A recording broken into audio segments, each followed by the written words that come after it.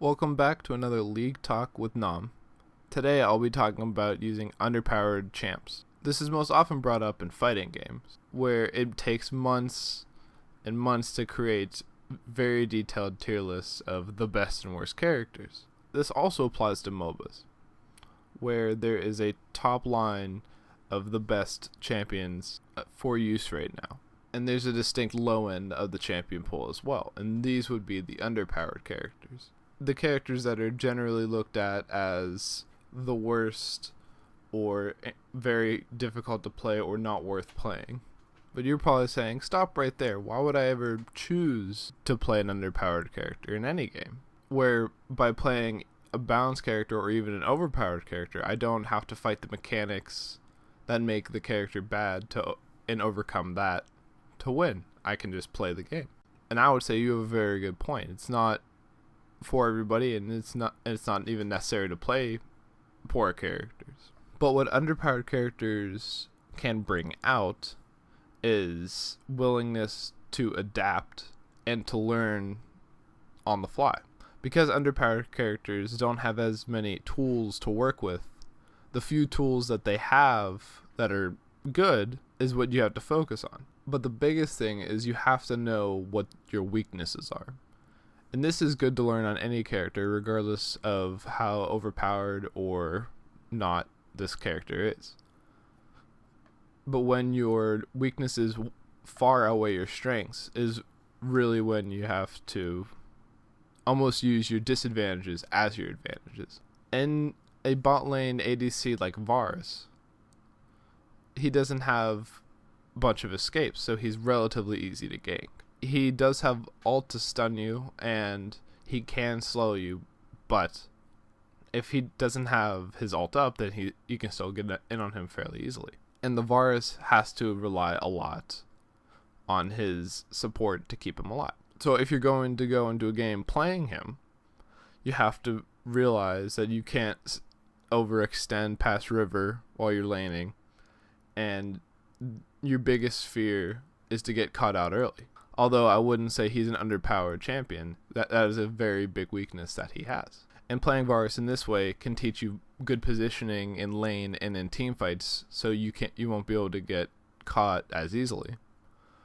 And if you apply that new knowledge that you've gained from playing this champion that doesn't have movement, while you're playing a champion with movement, say an Ezreal or a Lucian, then you can have great positioning, but then take a couple more risks because they can get out of a few more situations than Varus can.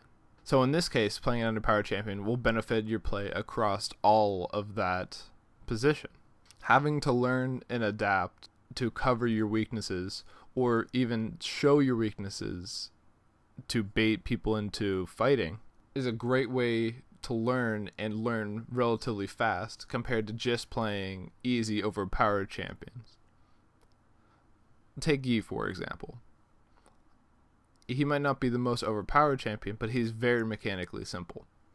You can just go into any team fight, no matter if you are fed or even behind in some cases, and press two buttons, E and Q, and then you're done. And you just keep pressing Q and it's off a cooldown. Now you're not learning a whole lot from that team fight. You don't have to learn positioning because you keep bouncing around and you're relatively hard to hit. You're not really learning timing because you can just go in whenever you want and leave by ult whenever you want. So although he's fun and relatively easy to play, you're not getting a whole lot of knowledge out of that experience. And say compare that to even a Lee Sin jungle, although arguably a better champion, a very high skill cap.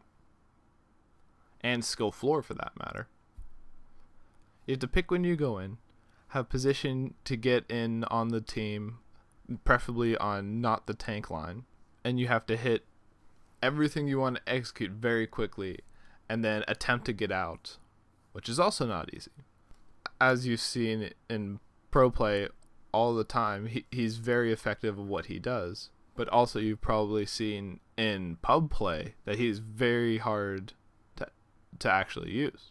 I find Lee Sin to be one of the perfect examples, using a character's strengths to far exceed the character's weaknesses. He's a very strong champion and has a very good early game, but falls off late game. And if you are mechanically good enough at the game, you can overcome anything with this champion early. Another great way to play borderline underpowered champions, I found, is to play them in the support role. Now, this won't work for all champions. Obviously, ones that are focused purely on damage. Say you want to try to play Zed, although very powerful. He would not be a good support, obviously. But champions like Vel'Koz, where has a lot of poke and a good amount of CC and doesn't need items to scale as badly. And he's a very good example of a champion that doesn't have a lot of movement. So he's very good to learn positioning in lane to poke.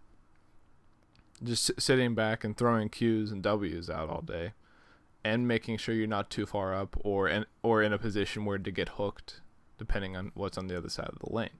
And you can go and take that back to an Alistar, so you don't get hooked but still can get in and get damage. And always have your position in mind so you're not overextending. Playing underpowered champions is a great way to learn the game. And just because someone's underpowered doesn't mean they're not worth playing.